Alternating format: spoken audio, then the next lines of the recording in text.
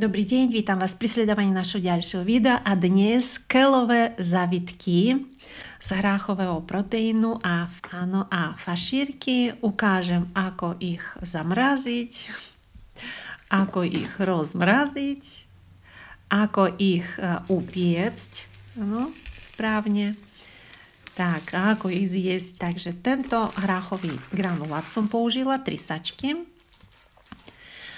A recept bude vždy pod videom. Áno, zalejeme vriacou vodou a necháme to stať. Tak, odstavíme, necháme to, nech sa to nabobnáva. Medzi tým zoberieme jednu cibuľu, pokrajame. 2 stredné mrkvy tiež postrúhame.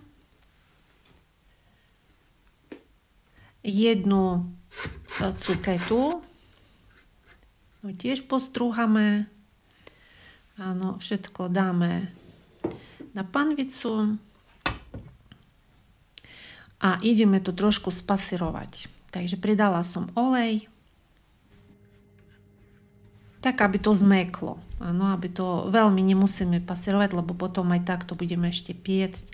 Pridala som ešte olej, soľ, aby pustila zelenina šťavu. Tak, no a všetko to takto spasírujeme. Vidíte už teraz to také mäkké. Hotovo. Odstavíme a nech sa to chladí. Tak, my zatiaľ urobíme keľové listy. Pozrite, ako ja kupujem. Áno? Čiže ja kupujem len listy. Tak pozrite.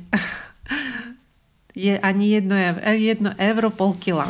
Čiže ja nekupujem hlavku na tieto zavitky. Ale to treba trafiť. Nie vždy také pekné majú. Viete, ľudia to vyhadzujú. Takže vyšúchať s kefkou poriadne, tie konce najmä, a ešte raz to pekne treba poumývať, lebo to nie sú rovné listy. Pozrite, tam vo vode vidno, koľko je tam zeminy. Tak, takže túto časť treba poriadne urobiť, áno. Tak, super, hotovo. Takže dala som vodu zohrievať na varenie, áno. A zatiaľ už nám vychladla ten granulát hráchový, takže zliejeme vodu, áno, scedíme to a pridáme našu spasírovanú zeleninu. Teraz ochutíme, toto je sušená cibuľa. V podstate môžete ochutiť, ako vy chcete. Mne tá kombinácia je veľmi dobrá. Sušený cesnák, áno, taká polievková lyžica, áno, a 2 čajové lyžice červenej sladkej papriky. Môžete dať aj udenú. 2 vaječka a struhanku. Približne pol šálky, pol pohára. Tak, všetko to spolu zmiešame. Tak, to budú aj, plnka bude aj do závitkov, ale to, čo zostane, urobíme fašírky. No, ešte toto ja robím, áno, pretože som zistila, že lepšie potom držia pokope, áno, tie fašírky. Toto je soľ. Tak, no všetko to zmiešame. A toto je veľmi dobré, nezabudnite pridať, áno. Takže to je ako, plní funkciu umami, takže pridá to chuť. Teraz už voda vrie a postupne pridávam listy a varím. Nie všetky naraz, asi tam je dosť tých veľa, takže neuvarím. Hrniec 4,5 litra. No a takto po častiach po 3, 4, 5 takto uvaríme. Krátko varíme, aby to zmeklo. Tak, výborne. Toto keľ milujem kvôli tomu, lebo on je veľmi prúžný. Pozrite, krásny, farbu nestráti ani potom. No a už listy, ktoré vychladli, takto vyrežeme stred, prekrížeme a pozrite, dávam dosť veľa tej plnky, čiže také 2 kopcovité polievkové lyžice. A takto zabalíme a ukladáme do formy, v ktorej budeme zapekať. Takto postupne, áno. Zapla som medzi tým rúru na 200 stupňov A kým sa zohrieva, u mňa je to 10 minút, áno, takže som ostatné všetko pripravila. Medzi tým som dala trošku oleja, áno, pozrite, koľko kusov vyšlo. No, čím sa mi páči ten recept, nie je dôležité, koľko máte tých listov, všetko, čo zostane, urobíme fašírky. Takže perfektne. Pridala som mozzarellu a pridala som parmezán, skôr to je na chuť, áno, lebo on má výraznú chuť. Všetko to spolu zmiešame, struhánku dáme do taniera a tvarujeme fašírky.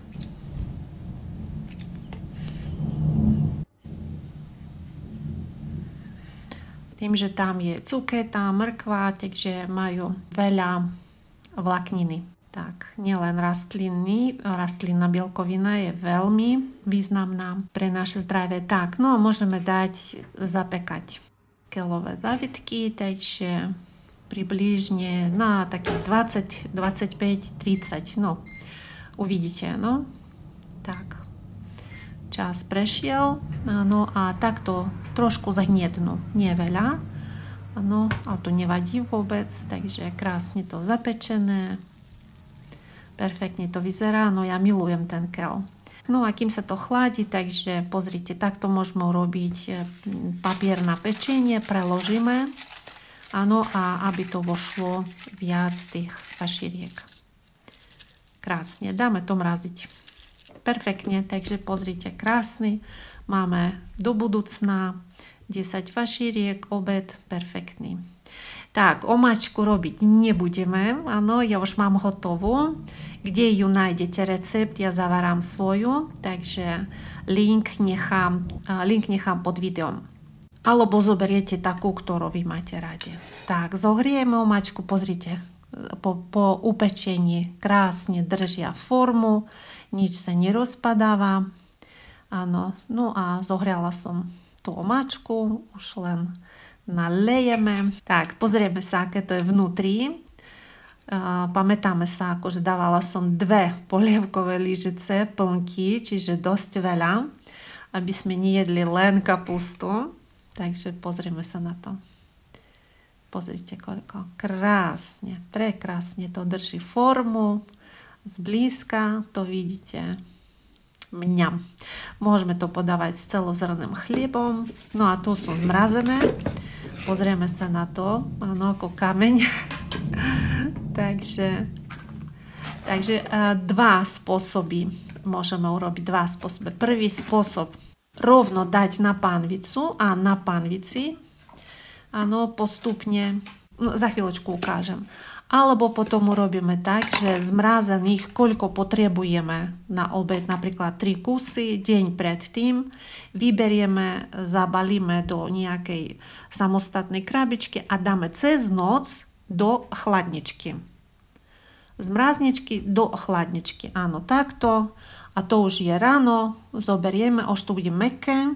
Áno, samo to sa za noc rozmrazí a už len vypražáme. A toto je tie, čo nerozmrazené. Takže najprv minimum dáme, no nie minimum, ale menšiu, nižší stupeň, 4, áno. A postupne bez oleja, všimajte si, bez oleja, takto rozmrazíme. Z jednej strany môžeme dať na to pokrievku, to bude rýchlejšie, takže otočíme, áno, to už cítiť na druhej strane, zo spodku je to také už mäkké, takže otočíme, dáme zas pokrievku a celé to rozmrazovanie dokopy trvalo 10 minút. Tak, výborne, takže pozrite, už je to mäkké. Tak a teraz pridáme olej, áno, a už budeme to vypražať, vypekať, vypražať. No, pridala som, zvýšila som stupeň na 7, áno. A už opečieme z 2 strán. Tak, výborne. Pozerajte, takže krásny recept. Áno, hneď máme 2 jedlá. Áno, tu napíšete do vyhľadávača, ako uvariť pohánku. Ono vám to hneď nájde. Áno, a link tiež nechám pod videom. Ďakujem za pozornosť, majte sa pekne. Dovidenia.